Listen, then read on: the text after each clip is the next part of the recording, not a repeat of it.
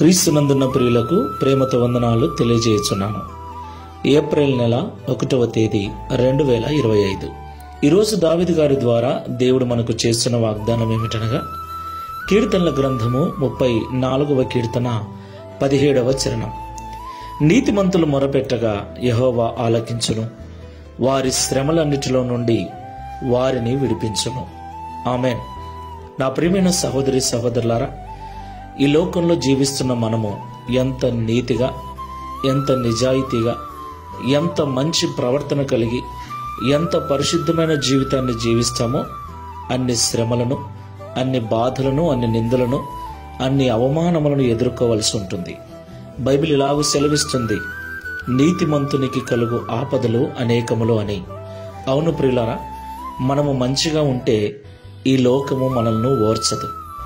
మంచివారి మీద ఎప్పుడు కూడా ఏదో ఒక విధమైన నిందను మోపి వారి సాక్ష్యము చెడగొట్టాలని సాతానుడు ప్రయత్నిస్తూ ఉంటాడు. అయితే మనము నీతిమంతులముగా ఉండి మనం అనుభవించేటువంటి శ్రమలలో, వచ్చినటువంటి బాధలలో దేవునికి మొరపెట్టినప్పుడు దేవుడు అంటున్నాడు, నేను నీతిమంతులు పెట్టే మొరను ఆలకిస్తాను, వారికి వచ్చిన శ్రమలన్నిటిలో నుండి నేను విడిపిస్తాను అని. దేవునికి మహిమ కలుగునుగాక. కాబట్టి మాటలు వింటున్న ప్రియ సహోదరి సహోదరుడా, నువ్వు నిజముగా నీతిమంతుడిగా ఉన్నావా? ఏ పొరపాటు చేయలేదా? ఏ తప్పిదము చేయలేదా?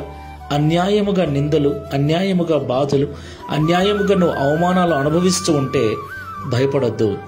దేవునికి మొరపెట్టు, ఆయన తప్పకుండా ఆలకించి నీకు సహాయం చేస్తాడు. ప్రార్థన చేసుకుందాం. కృపా సత్య సంపూర్ణమైన తండ్రి, న్యాయాధిపతివైన ప్రభువా, మీకు స్తోత్రాలు చెల్లిస్తూ ఉన్నాం. నీతిమంతులైన వారికి ఆపదలు వస్తాయని, శ్రమలు, నిందలు, అవమానాలు కలుగుతాయని, అయితే వారు నాకు మొరపెట్టినప్పుడు వారి మొర నేను ఆలకించి వారికి వచ్చిన ఆపదలన్నిటిలో నుండి, శ్రమలన్నిటిలో నుండి విడిపించి వారిని ఆశీర్వదిస్తానని ఈ ఉదయకాల సమయంలో మాతో మాట్లాడినందుకు స్తోత్రాలు.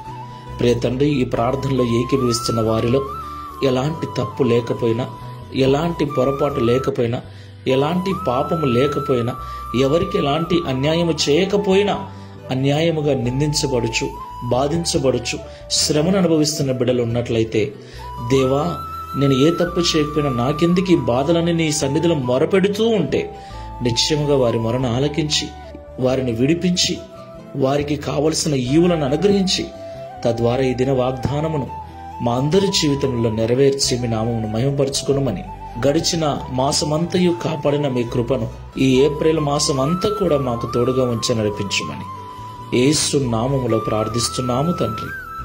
ఆమేన్. Praise the Lord. God bless you.